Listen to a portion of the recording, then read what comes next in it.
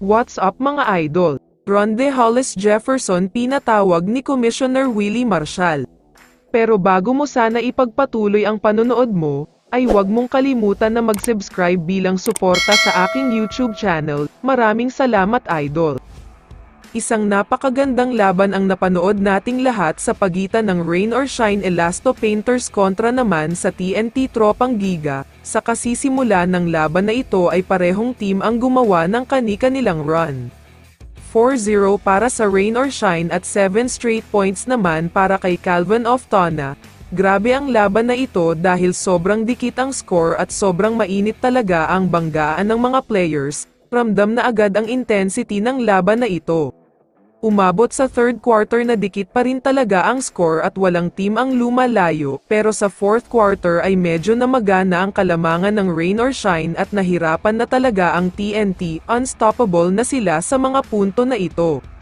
Pero nagulat ang lahat dahil 8-0 run ang ginawa ng TNT at nakuha pa nga nila ang kalamangan. Sobrang init din ang bagong import nila na kapatid ni Ronde Hollis Jefferson na si Rollie Hollis Jefferson, na umiskor lang naman ng 50 points.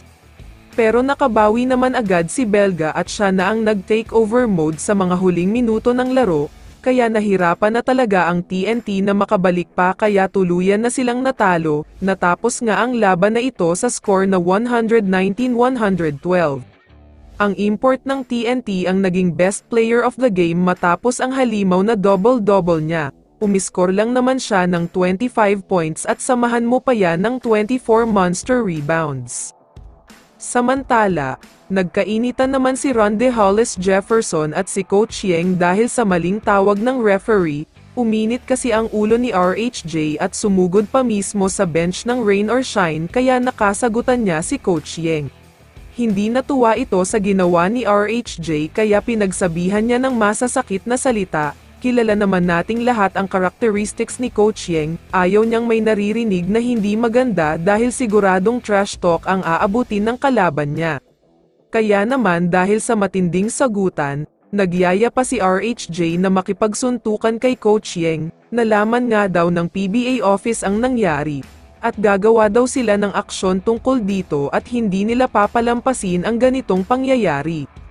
Ayon sa mga source ay papatawag daw ni Commissioner Willie Marshall itong si RHJ para kausapin sa asal nito, at posibleng suspension o ban ang ipapataw sa kanya, dahil maliban sa sumugod siya sa bench ng Rain or Shine ay nagyaya pa itong makipagsuntukan. Kaya naman kung ikaw ang tatanungin idol, ano ang masasabi mo sa away na ito? I-comment mo naman ang sagot mo sa tanong na ito. So dito na nagtatapos ang video na ito. Maraming salamat sa pagsuporta at panonood mga idol. Ingat at bye-bye.